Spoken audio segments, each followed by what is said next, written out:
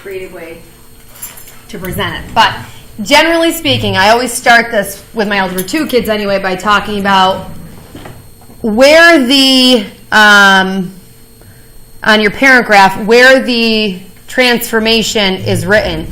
Anything that's outside of the f of x. Here it's afterwards, afterwards, in front of, in front of, in front of. But on all of those, it's f of x is untouched. All of those things are occurring outside of the f of x, and anything that's outside of the function is vertical, because f of x is just your y coordinate, right? We know that. So that's just taking your y coordinate and adding 3. Well, that moves it vertically up. That's just taking your y coordinate and subtracting 6. That's moving it vertically down. Y coordinate and negating it is going to flip it vertically over your x-axis. Taking your y coordinate and multiplying it by a half is going to compress it towards the x-axis. Taking your y coordinate and multiplying it by 3 is going to stretch it. Okay, so anything outside of it is taking your y coordinate and doing whatever. On the horizontal one, it's all inside. Okay, so anything that occurs inside, you start your description by saying, number 1, it's horizontal. Number 2, we've got additions and subtractions, whether it's outside or inside. When you add or subtract numbers, those are your shifts. When you negate, those are your reflections. And when you multiply, those are your dilations. And that's true regardless of vertical or horizontal. The big thing about horizontal, other than it occurs inside, is what regarding your shifts, regarding your dilations. Do you remember? It's really the opposite of what your gut would tell you. You would think adding 3 would move it to the right. That's actually left 3. You would think minus would be to the left. It's actually to the right. You would think a half, multiplying something by a half, is shrinking. It's actually stretching by 2. And this is your compress by what?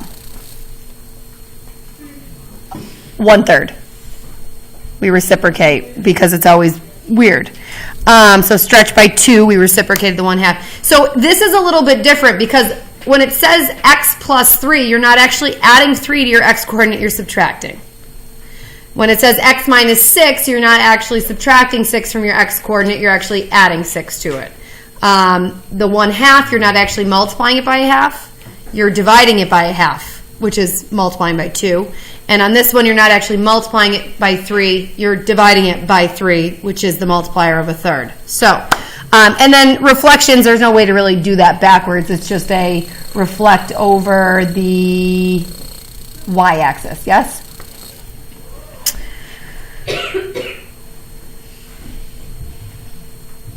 So, describing the transformations happening to f of x in a function, we now need to talk order of transformations. So, we've got a negative, we've got a 1/2, we've got a minus 1, we've got a plus 3. What do you think happens first? Andrew? Right? Horizontal, shift, right, 1. Next. Connor, what do you think? Up 30. So vertical shift 3. Not yet.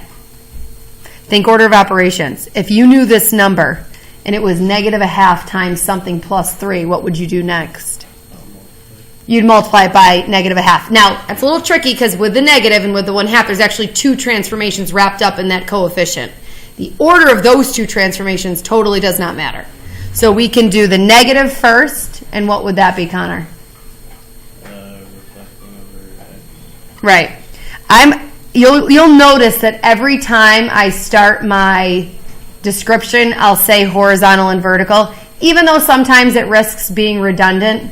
I start with horizontal, vertical, then the type of transformation, and then the specific direction. So vertical, reflect over x-axis. And then the 1/2. Trista, what does the 1/2 do?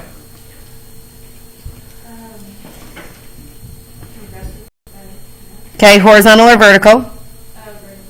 That one you have to have for sure. Because if you just say compress by a half, I wouldn't know. Vertical compress by a half. The first two, I'll give it to you, they're a little redundant. Horizontal and right. Okay, you don't really need to say horizontal if you've said right, but again, I like to keep that structure. And vertical, when you're already saying what axis you're going over, a little bit redundant. And you have to say what axis you're going over, so these two, horizontal and vertical, aren't really necessary, but I just think it's a good habit. Okay? It also keeps it very clean and lined up, and if you're OCD like me, that's pleasant on the eyes. All right, and then our last thing is the +3, which is a what, Aiden? That would be a vertical shift +3. Very good. So just if you want to do this, just so you indicate that those are interchangeable, but that's that.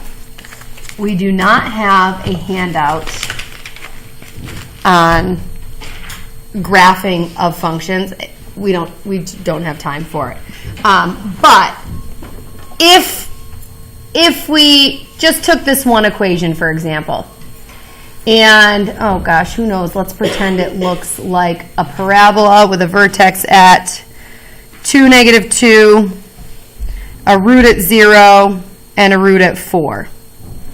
So let's just pretend. So we've got 2, -2, 4, 0, and 0, 0. Okay.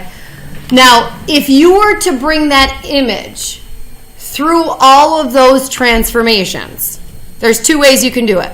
You can have the picture and you can shift all the points right 1 unit and have your new image and then erase the old one. And then leaving off with that particular image, which would kind of move it like this, you would then compress it vertically by a half.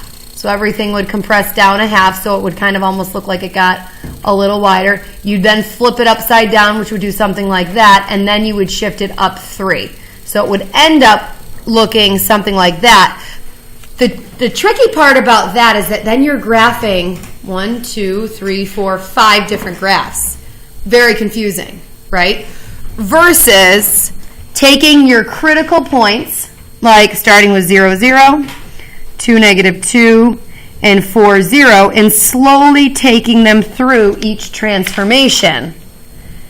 So your right 1, we all are good with horizontal movements, only touch the x-coordinate. Okay, so right 1 would make it 1, 0, 3, -2, 5, 0. Then we would take it through the vertical compression, and if you want to negate that coordinate at the same time, you can try to get away with doing 2 at once. So if I multiply my y coordinate by a half and negate it, 1, 0 is still 1, 0. 3, -2 is going to initially become 3, -1, but then the flip will be 3, +1. And then 5, 0 would actually stay 5, 0. Then your shift up 3 handles your y coordinate. You'd have 1, 3, 3, 4, and 5, 3. And then those critical points can be regraphed, and then you go right from original graph to final product. It's kind of a matter of preference. If you're really visual and you like to see it all laid out, I get that. It just is going to get a little bit crazy when you have all these graphs overlapping, so you're going to kind of want to erase ones in the middle, which just makes it also harder for me to track your work and see where you screwed up if the picture doesn't end up right. But do what you will with that. Your homework is right there. You only have to do things that end with a 1. And there may be some graphing on there, so print out some graph paper. Just Google graph paper if you need, and there you go. Have a great weekend.